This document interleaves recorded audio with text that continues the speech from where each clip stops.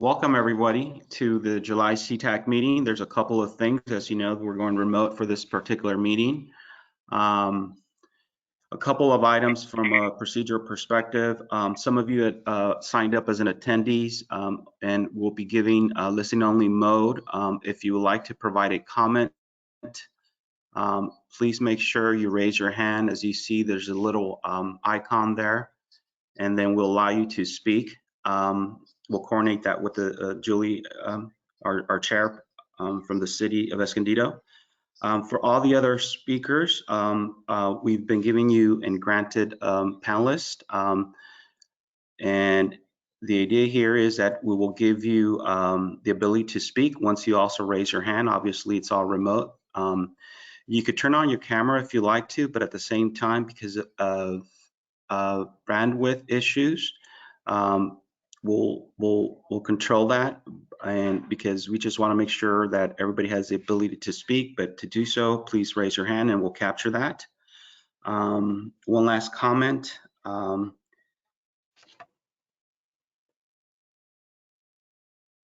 Let me see, once cameras are and then once you are recognized to speak by the chair, if you can turn off your microphone.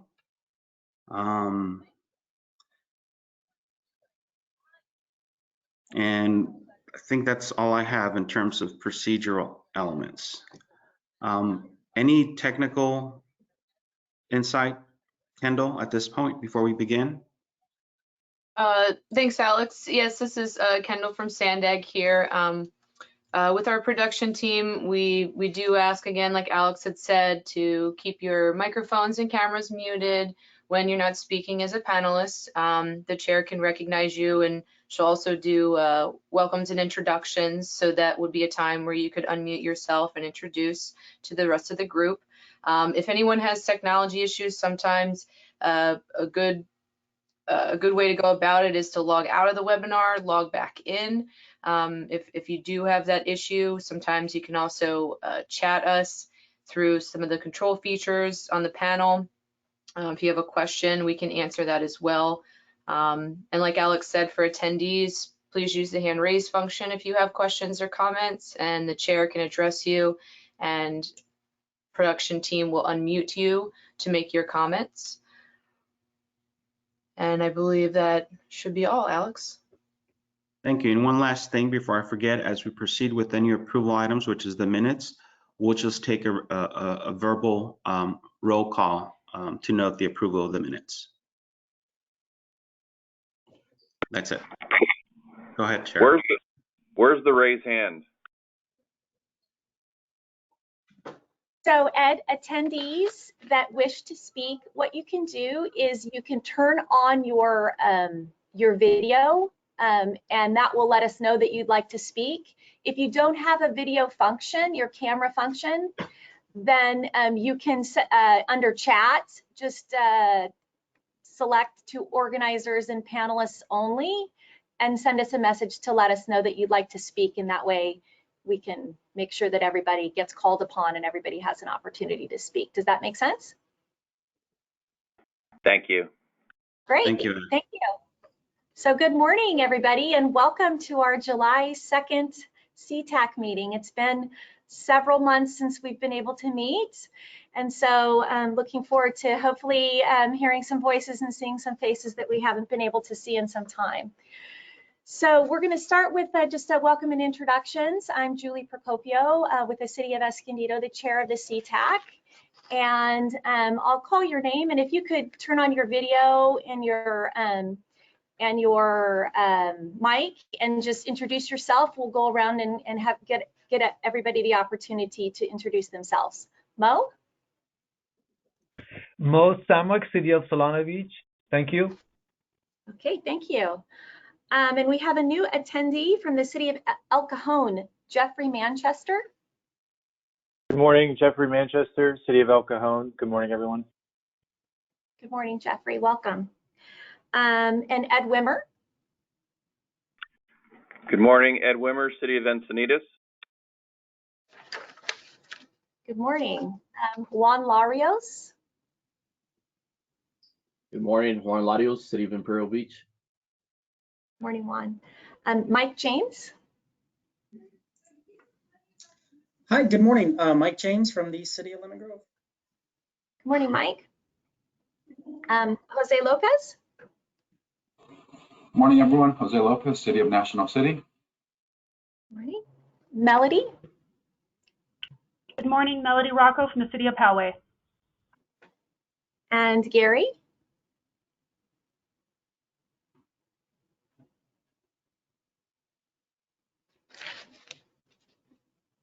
Good morning, Gary Chui, City of San Diego. Good morning, Gary. And Bill. Good morning, Bill Morgan, County of San Diego. And Bill. Minji. Morning, Minji May, City Santee. And Tim.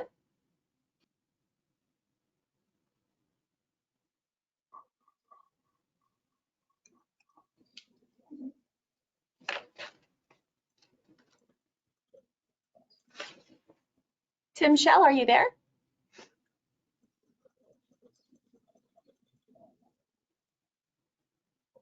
We could see your microphone, Tim.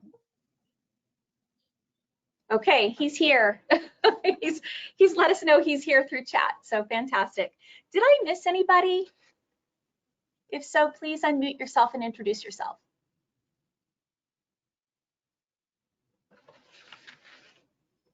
Okay, looks like we got all of our panelists. We can go around also and introduce Sandag staff. Ariana.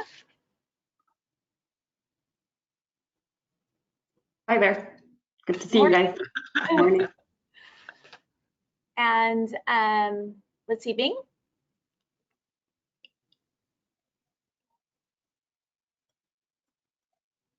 I'll just go next. Alex Estrella, Sandag. Okay. Anybody else from Sandag who'd like to introduce themselves? I think we have Sue. Hi. Oh, there you Albert here from Sandag. Morning, Morning. Sue.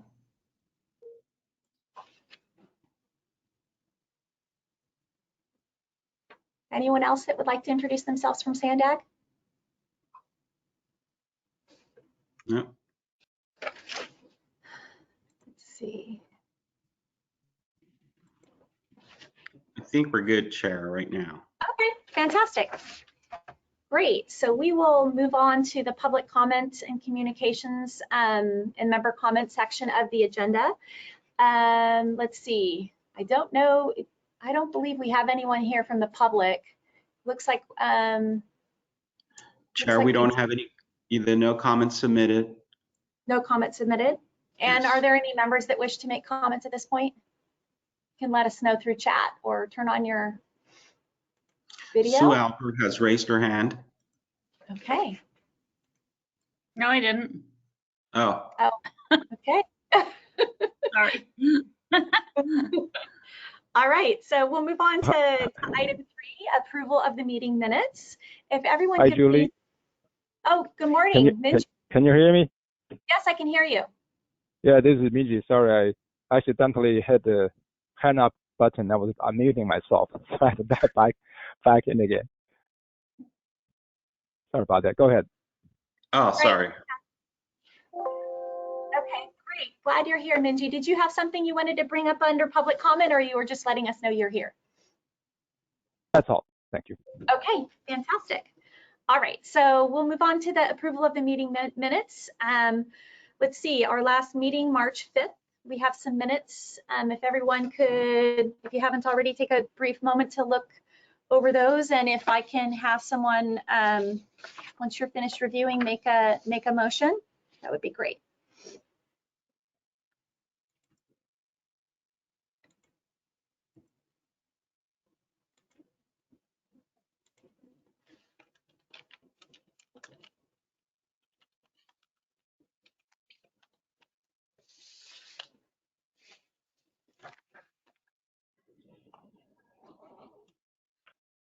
Julie, I'd like to make a motion to move approval of the minutes for March 5th, 2020.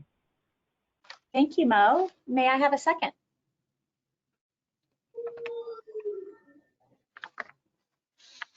Bill Morgan and County of San Diego, second. Thank you, Bill. Okay, so clerk, can you please call the vote then? I will do so. Bear with me. City of Encinitas, I think I have to abstain. I can't remember that far back, but it says I was not in attendance, so I think I have to abstain. City of Solana Beach, I vote yes. thank you. City of Imperial Beach, I also vote yes. thank you. City of Lemon Grove, Yes. City of National City, Yes. City of Poway, Yes. City of San Diego, Yes. the County of San Diego, Yes. City of Santee, Yes. City of Vista.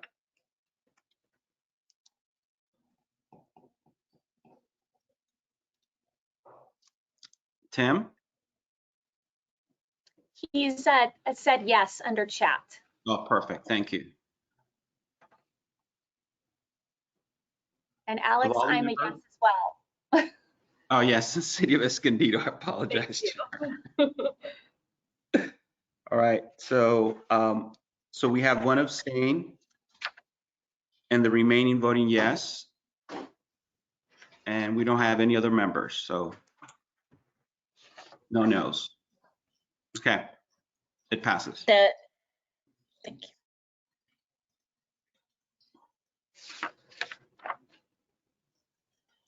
Okay, great. So we will move on then to reports. Item number 4 on the agenda.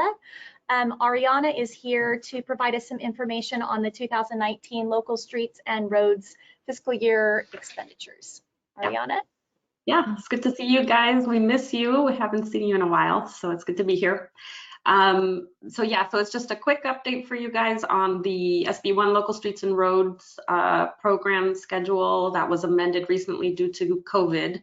So you might recall, of course, you know that in order to be eligible for these funds, you have to submit an eligibility listing, a project listing by a certain date, typically May 1, I believe it is. And then there's usually there's an opportunity to submit a subsequent list if you miss that date by August. And then in terms of expenditure reporting, that is typically due by October 1st of each year. But due to COVID, the CTC took action to extend all those deadlines. So we have a table in your report with the amended schedule, which was approved. So currently project lists are due to the commission by July 15. The subsequent list could be submitted by September 30th. That's for the subsequent project list. And then in terms of, and that's just for, this is a one-time amendment. So that's the funding eligibility list for fiscal year 21. And then in terms of expenditure reporting for fiscal year 20, the expenditure reports are due to the commission by December 1st, as opposed to the usual October 1st date.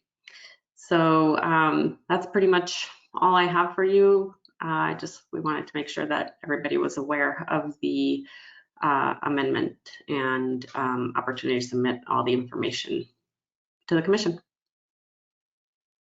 Happy to take questions. Thank you, Ariana. Does anybody have any questions for Ariana?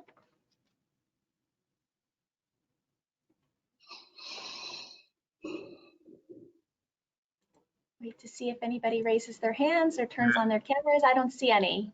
I don't see any, Chair. No questions. Okay, great. Well, thank you, Ariana. We appreciate your time today. Yeah. Chair, if I may, we have some new members that just joined. If they could introduce themselves after Ariana's done. Sorry, Ariana, you're done.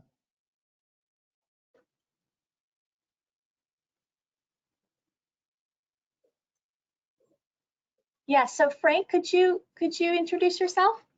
Frank Rivera, City of Chula Vista, Principal Civil Engineer. And I also see Ed Walton, please. Yes, Ed Walton with the City of Coronado. Sorry I was late. I had trouble getting on. Glad you're here now, Ed. Our first time with this virtual meeting, so It's great that we're learning this technology. Is there anybody else who's joined who's a member of Seatac who hasn't introduced themselves yet? Okay. All right, hearing none, we will move on to item 5 of the agenda, the 2021 Regional Transportation Improvement Program update. And Sue Albert is here to give us an update. Good morning, Sue.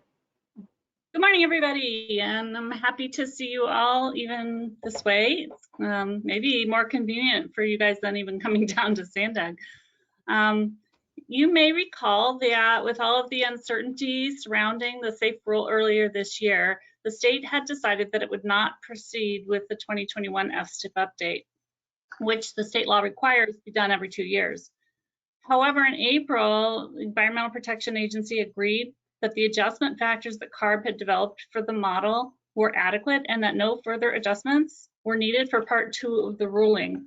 So at a special meeting of the California Federal Programming Group on June 3rd, Caltrans and MPOs across the state decided that California would proceed with the update to the 2021 FSTIP with a slightly delayed schedule.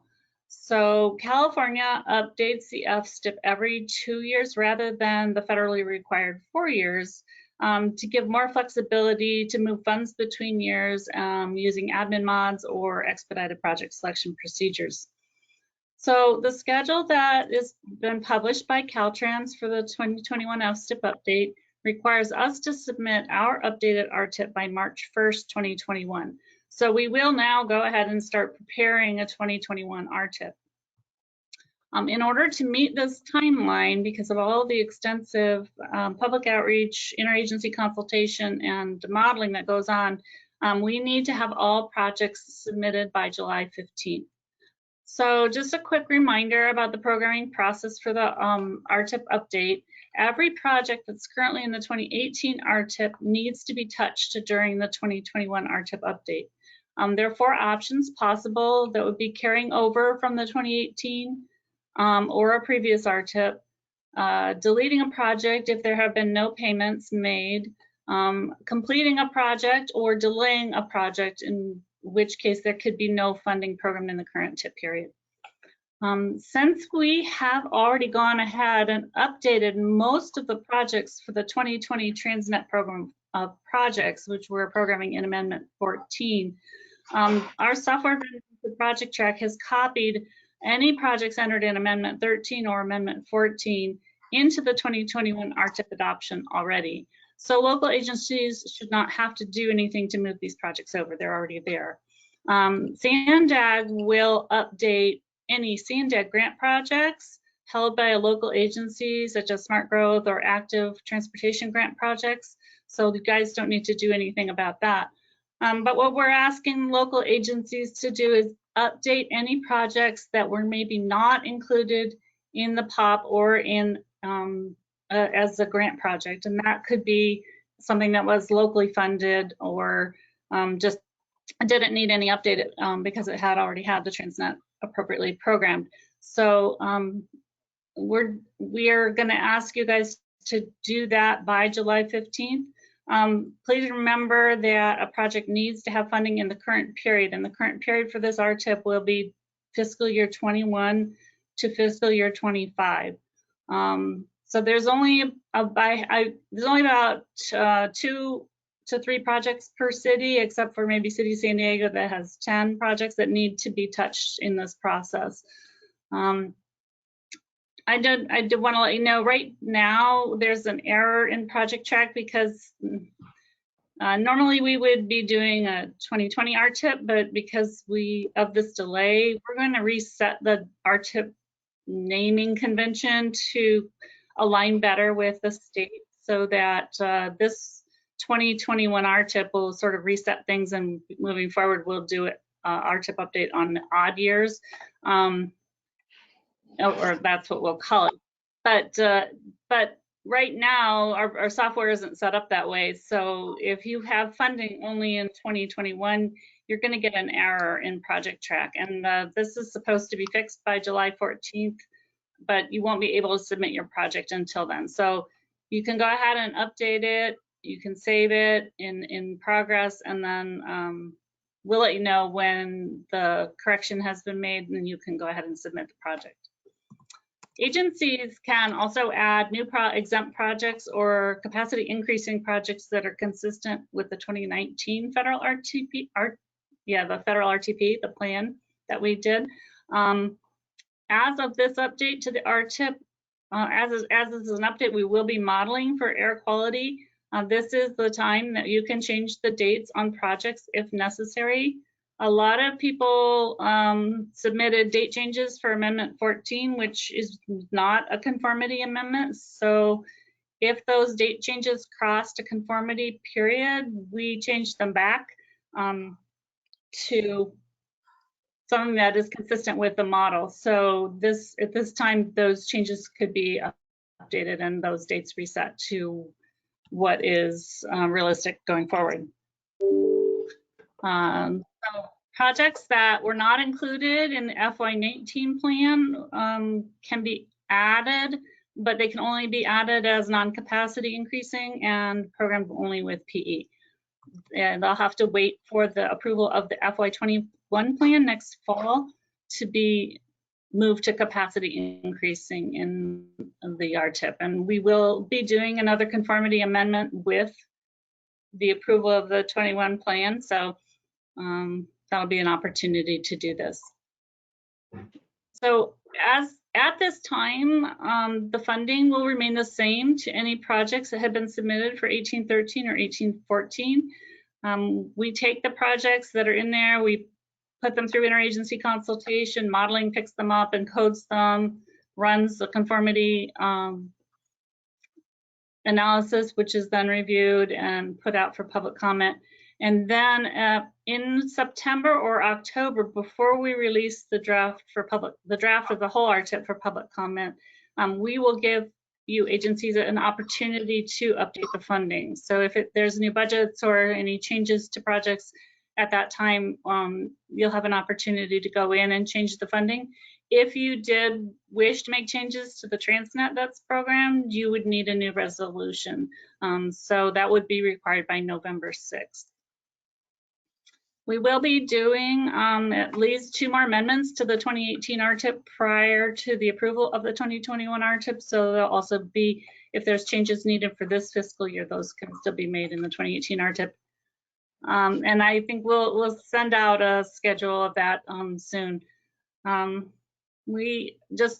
Speaking of schedules, we would expect final approval of this RTIP at the end of February, at which time the 2021 RTIP will become the valid RTIP for Transnet. And after federal approval in mid-April, the 2020 RTIP will be the valid RTIP for all projects.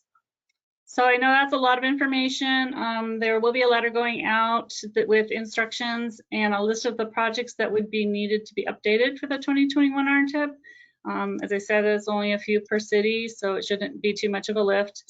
Also, we will create a website for the 2021 RTIP where we'll post some information, including schedules and resolution templates and anything like that. And so information will be coming out to you too. So that was a lot. So if you have questions, I'm happy to try to field those.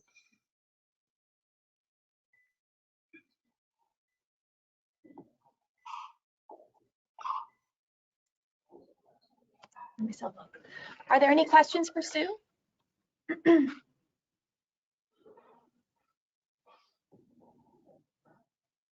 Feel free to unmute yourself or turn on your camera if you have one, if you have a question for Sue.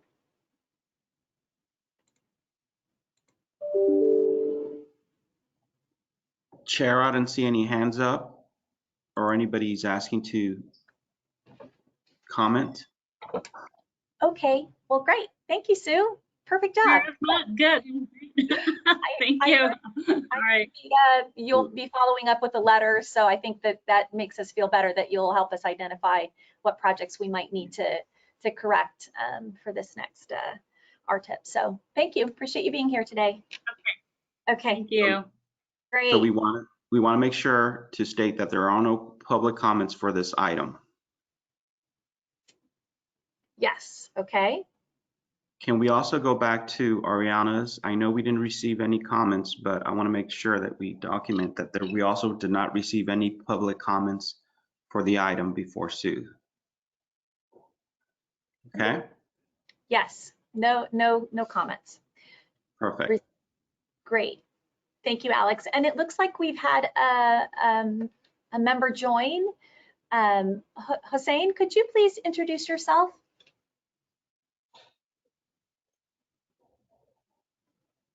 Yes, can you guys hear me? Yes, we can hear you. Okay, And we can thank see you. you. This is Hossein Ajide, City of Carfax. Great. Welcome, Hossein.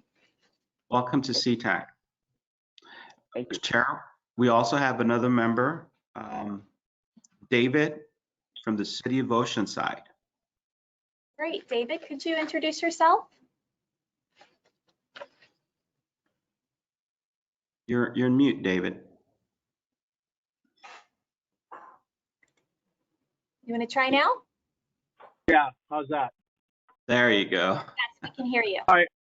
Yeah, no, so I've been here since the beginning. Sorry, I tried to chime in earlier when we were doing the introduction. So yes, David Toshak, City of Oceanside. Good morning, David. Great. Great attendance today. Glad you're able to make it. Fantastic. Okay, well, we will move on then to item number 6, which is California or Caltrans updates and announcements. Bing. Hi, good morning.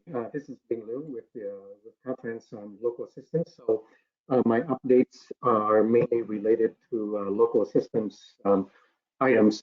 Our first item that I wanted to highlight is invoicing. So although I know that a lot of agency staff are very much holed up maybe at home or somewhere not in the office. Unfortunately, the invoicing processing is still a requirement, so please submit your invoices. And then as a side note, we've recently run into some issues with some agencies, both here in the San Diego and Imperial regions, that some deadlines are not being met.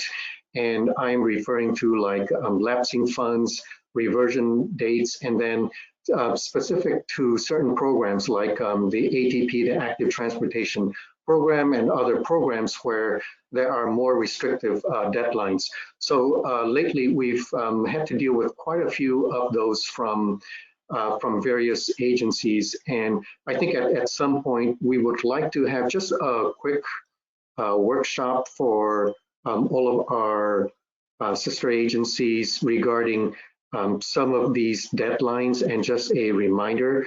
And I would like to just remind all the agencies to please look at your local assistance project finance letters, the contract that you signed between the agency and the state that is found on the program supplement agreement, the PSA. It does list out certain deadlines and certain program restrictions, and it's a very good reminder. So please look at all of those important documents to check on your deadline. So I think maybe we can have a short, like maybe 30-minute workshop at some point with all the agencies to go over these deadlines. Next item is a couple of programs, the call for projects. First one is the Active Transportation Program Cycle 5 call for projects. There are 2 deadline components to that. One is coming up really soon. That would be 2 weeks from yesterday, Wednesday, July 15th. That is the quick build component of the Cycle 5 applications. And then the other one is the regular ATP application deadline, and that is on September 15th. Our another program that has a call for project that applications are also due in September, September 4th to be precise, is our Highway Safety Improvement Program Cycle 10. I had mentioned in some previous meetings that the local roadway safety plan, LRSP that will be required in the next HSIP cycle 11, anticipated to be sometime around spring of 2022. And for this particular cycle 10, it is recommended but not required yet, although I think it might be one of those tiebreakers where the agency will be given more priority if the agency already has an LRSP plan ready. So please keep that in mind.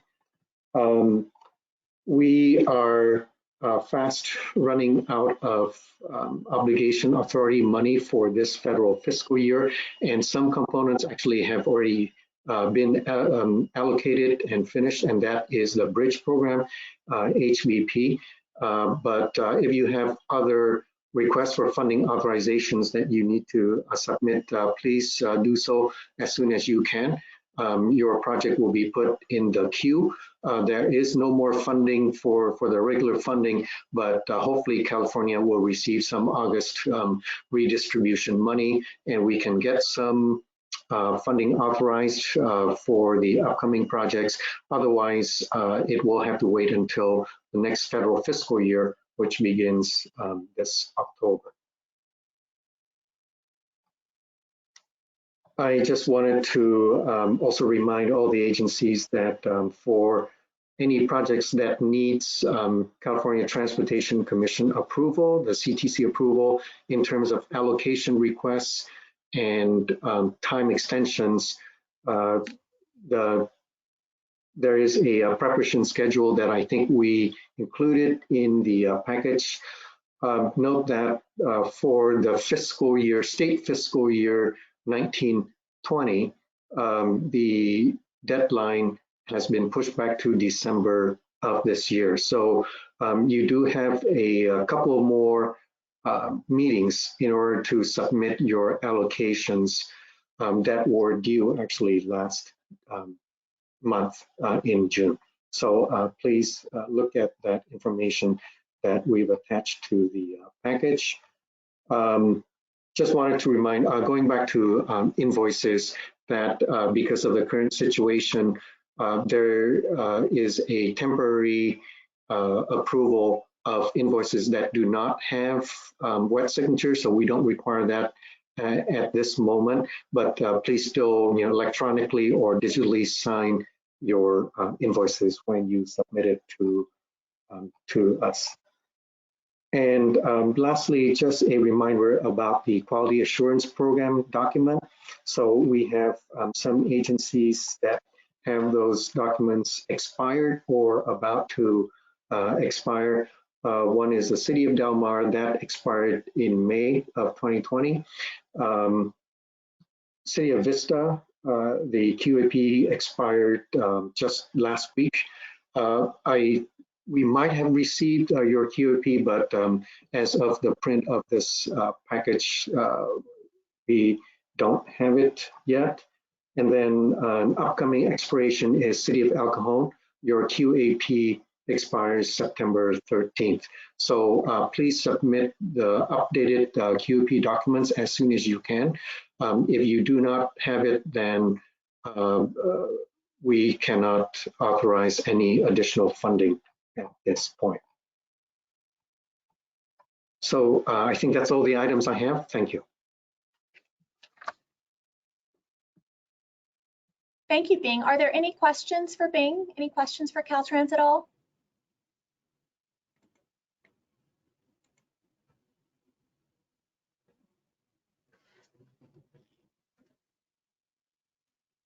Okay, no questions for Bing. Well, thank you, Bing. We appreciate you being here for the update. Sure. All right, so we will move on to our next item on the agenda, which is item number 7. It's a member communication item. Mo made the suggestion I thought was a really good one. We haven't met in some time, and in addition to the opportunity to test our technology and make sure that we can have future meetings, we thought it would be a good idea to share with each other how we're reacting to the COVID situation, perhaps as an opportunity to learn from each city, where you are, what you've learned, and where you're going. we thought this would be a great opportunity to share a bit. So I'm going to start with what the city of Escondido has done in response to COVID and where we are.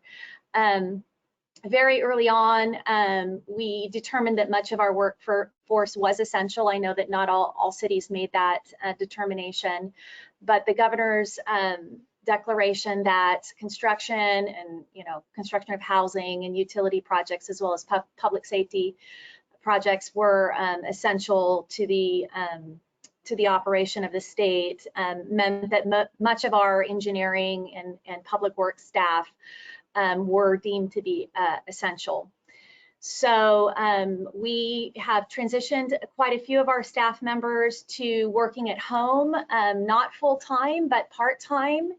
But most of our staff is coming into the office at least a couple of days a week. We recently reopened our city hall that was closed for a couple of months during the worst of the pandemic, or what we thought was the worst. We'll see what's coming. And about 2 weeks ago, we opened City Hall to both appointments as well as walk-ins. And the way that we are dealing with that is we have a station outside, a welcome station, we'll call it, where the members of the public who are interested in coming to meet with our counter staff or make a submittal can speak with the staff outside of City Hall. And City Hall, the welcome members will communicate directly with counter staff. What we wanted to prevent was we didn't want folks, milling around City Hall without a place to go. And so we've ensured that each counter only has one customer at a time, and that customer, leaves the building directly after they're being served. We've also installed plexiglass panels on our front counter in order to be able to service the public. And thus far, it's worked pretty well. We seem to have recovered. And I think our building department, which got behind quite a bit because they had a really difficult time taking in digital submittals, a lot of our smaller permits, for the water heaters and the solar and that sort of thing, there wasn't a comfort level from those contractors to submit digitally. So we've been able to catch up in the last couple of weeks on those types of permits, and our activity remains quite strong here in the city of Escondido. We're, I think, as busy as ever, even, with the economy in the state that it's in. So we're getting ready to reopen our recreation programs. On Monday, we'll begin offering recreation programs again. So we hope that's something we'll be able to continue, but we're tracking the numbers daily and being very cautious as we move forward. So that's what I have to share with respect to what the city of Escondido is doing. Mo, would you like to share what your city is doing? Did you want questions at the end, or did you want as we're going? Absolutely. If there's a question, for sure. I think that the intent is that, this is an open dialogue where everyone can share what they're doing and we can all learn from each other. So did you have a question, Ed? Yes, please. In your city, in your welcome station, were you taking temperatures or in some way doing some screening of your public before they came into the counter? They are not taking temperatures of the people at the counter or the people that are coming in. Our staff are being, checked for temperature. We have temperature gauge stations, and each staff member, as they come into work each day, uses hand sanitizer, checks their temperature, and then uses the hand sanitizer again. They're not checking temperatures at the welcome station, and they are ensuring masks, and they are asking folks if they've experienced any kind of COVID-related conditions.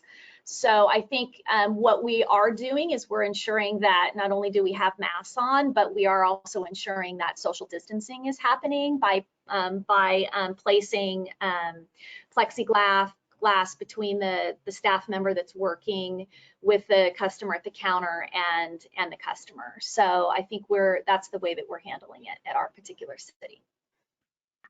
Thank you. Thank Mo, you, would you like Julie. to? Yeah, thank you.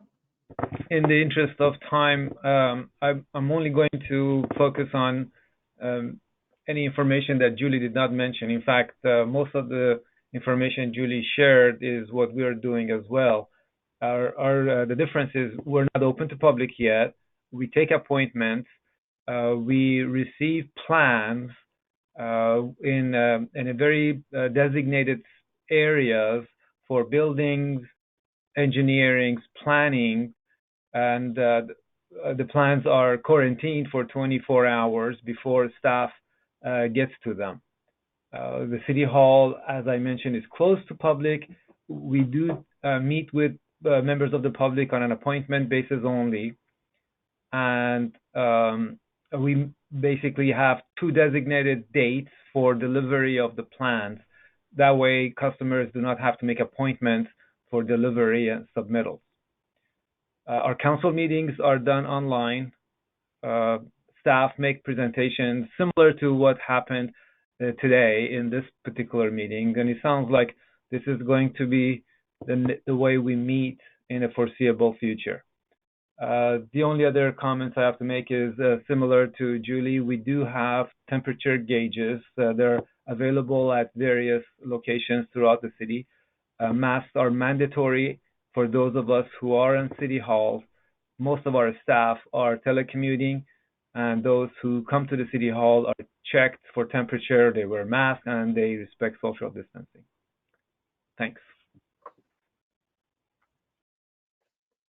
So I'm interested in hearing from other cities. You know, are you doing the same? Is there something different? Is there something that you have learned that maybe would be helpful to other agencies? Frank Rivera, Chula Vista. Go ahead, Frank. All right, thank you. Yeah, for the city of Chula Vista, since mid-March, we were all told to report to home and telecommute. We did start getting our laptops and everything else. That kind of happened fairly quick. And we've been doing that. And because the South Bay seemed to have a higher percentage of cases compared to elsewhere in the county, our city council took the position that all the meetings would continue to be virtual until further notice, which we think now will probably extend beyond September. And the same with our staff that we're reporting. We're not to report to the office. If we do a doodle poll, and each building has a maximum number of employees that can be there at any one time. We have had reduced hours for the public. When plans are submitted, we prefer digital, but the plans, if they're submitted in paper format, they get put into a box. They stay there for about 2 days, and they're noted which box they go in by date. And so as we have several boxes for the plans that come in, once the plans have sort of cooled off, then they get distributed, and the same process goes through on the way out. So it's been working okay. I mean, at first we were all kind of figuring out what was the best way to proceed, but it seems like we adapted fairly quick. The productivity's still there. We're keeping busy, but it's just we're realizing now that as far as us having to go to the office, we don't really go unless there's a need to pick up something. The construction, inspection, public works people, they have continued to work from the office and out in the field without skipping a beat. They just follow the protocols that have been established to make sure that they stay safe. That's all. Great, thank you, Frank. Ed, what would you like to share? I would say we're doing most of the same things. In addition, we are requiring the public to have their temperature taken as they come in. We've got hands-free kiosks that will read temperature, will read if you have a mask on. If your temperature is okay and you have a mask, you'll be admitted in the building. If not, you're not allowed in. So that's the only thing that we've got that's a little bit different. Great. Yeah, our EOC folks have their eyes on those hands-free temperature kiosks. We might get some of those. Anybody else have any other things that they could share? Chair, oh, go ahead. So we have two. Jose, did you have something to share? I did. So National City, very similar process that is going on across the cities from what I've heard.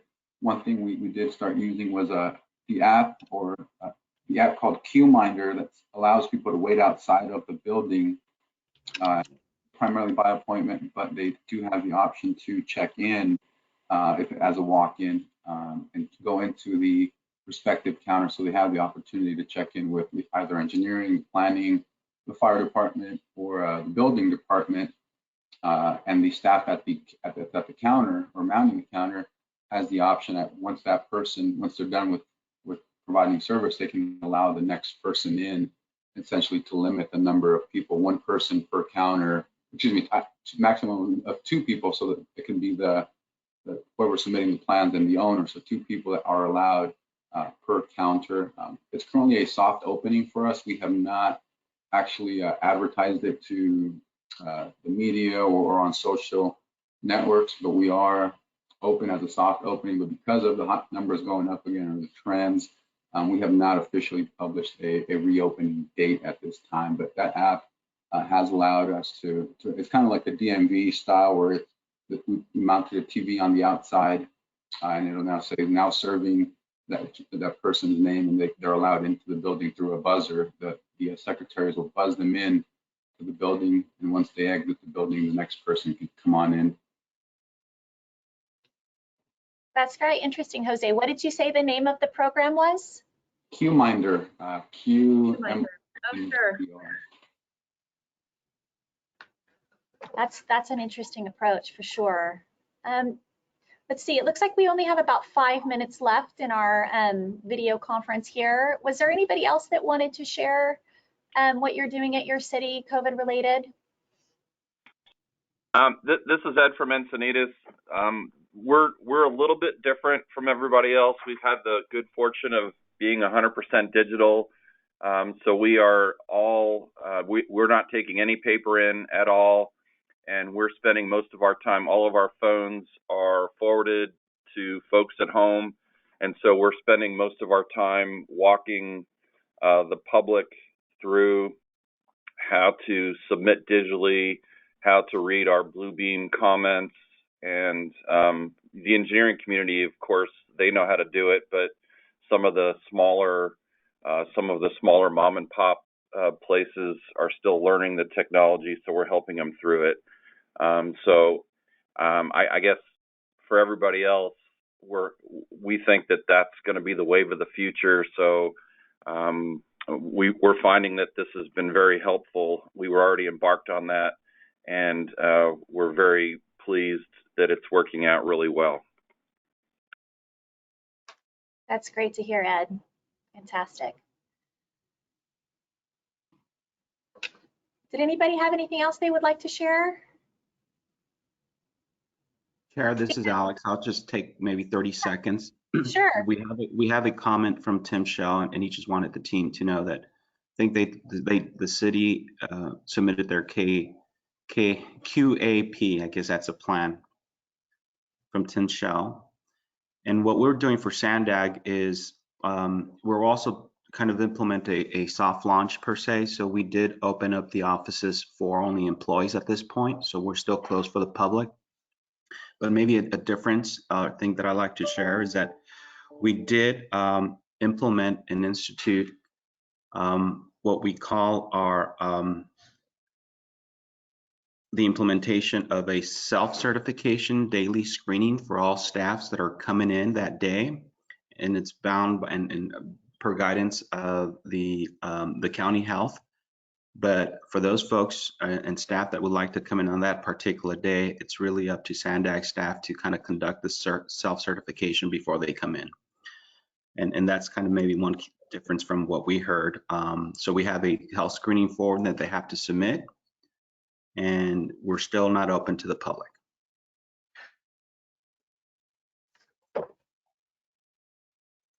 That's interesting, Alex. Great. All right. Well, it's been great to hear from everybody. I appreciate your comments and feedback. And our next meeting then is August 6th. We've had at 9:30, we've had an opportunity here to test our technology. So next month we'll be able to hit the ground running. And if there is nothing further, then we will adjourn the meeting. Have a great day, everybody. Thank you. Thank you, everyone. Thank you. Thank you. Thank you. Bye.